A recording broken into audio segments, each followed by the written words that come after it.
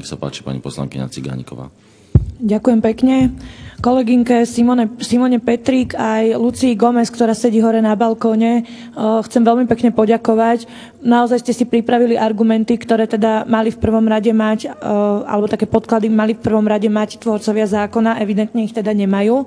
A chcem sa opýtať, či tých pár kolegov z vládnej koalície, ktorých zaujímajú rodiny a budúcnosť detí, že či dávali pozor, či počuli, za čo budú hlasovať a či im nevadí, že s tým nesúhlasí ani spoločnosť, ani zriaďovatelia, nakoniec ani pán prezident, a či sú si istí, že chcú vyhodiť trojročné deti zo zariadení a zároveň im nezabezpečiť miesto v škôlke, či sú si vedomí vo veľkých mestách najmä, koľko to bude detí, pre ktoré už teraz nemáme, 3-4-ročné deti, pre ktoré už teraz nemáme miesto.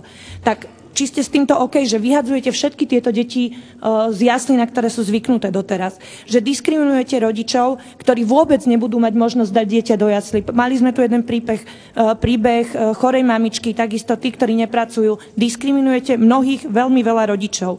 Takisto berete príspevok na starostlivosť tým, ktorí dnes do jaslí chodia tým, že na základe nerozumných podmienok sa stanú klientmi tzv. Nezaradených jaslí alebo nezaradených zariadení a enormne zdražujete jasle tým, ktoré zaradené budú. Za toto vy všetko hlasujete. A v neposlednom rade kriminalizujete súkromníkov, ktorí na rozdiel od štátu dlhé roky sa starali o tie deti a vedia ako na to. Dôkazom toho je, koľko tých jaslí existuje. A nikto im to neprikazuje, tí rodičia tie deti do tých jaslí dávajú dobrovoľne. Takže prosím vás pekne, kolegovia, zvážte si, čo robíte. Bude to mať dopad na tie deti, na rodičov a verím tomu, že aj na vás. Ďakujem pekne. Pán poslanec.